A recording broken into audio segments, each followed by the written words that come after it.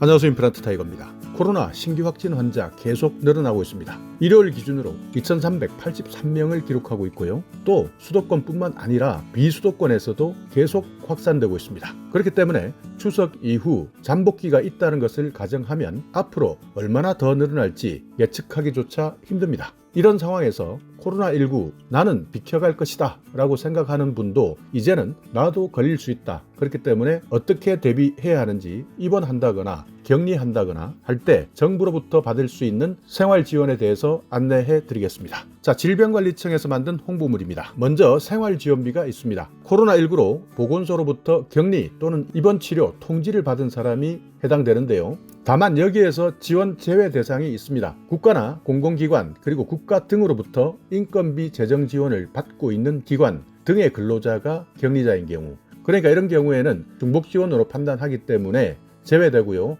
다만 여기에서 비정규직 등의 기관 사정에 의해서 유급휴가를 제공받지 못했음을 입증한 경우에는 예외적으로 생활지원비를 지원받을 수 있습니다. 그러니까 이미 코로나19의 격리, 입원 치료 통지를 받고 국가나 공공기관 또는 그 외 기관으로부터 인건비 재정 지원을 받았다면 해당되지 않고요. 다만 여기에서 비정규직이나 다른 사정 때문에 유급휴가비, 그러니까 생활비를 받지 못했음을 입증했을 경우에는 생활지원비를 받을 수 있습니다. 그리고 감염병 예방법에 따르는 격리조치를 위반한 사람 지원에서 제외되고요.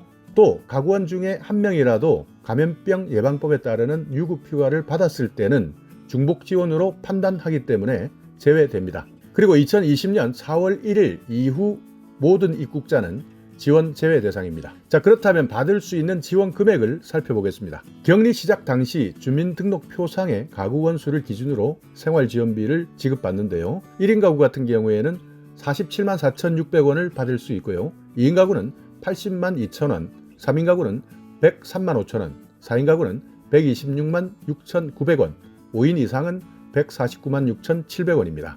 그러니까 5인 가구 이상이다 한다면 149만 6,700원, 여기에서 멈춘다 계산하시면 됩니다. 그러니까 내가 입원 치료나 격리를 보건소로부터 통지받고 실제 격리했다, 입원 치료했다 하는 분들은 한 달분의 생활지원비를 받는다는 것이죠. 신청은 여러분이 살고 있는 읍면동 주민센터에서 하시면 됩니다. 신청하는 날짜는 여러분이 격리 해제가 된 날 이후부터 또는 퇴원한 이후부터 공지를 받게 되는데요. 이때 신청하시면 되고요. 서류가 있습니다. 서류는 생활지원비 신청서가 있고요. 입원 치료 통지서 또는 격리 통지서가 있습니다. 또 지급받을 여러분 명의의 통장이 필요하고요.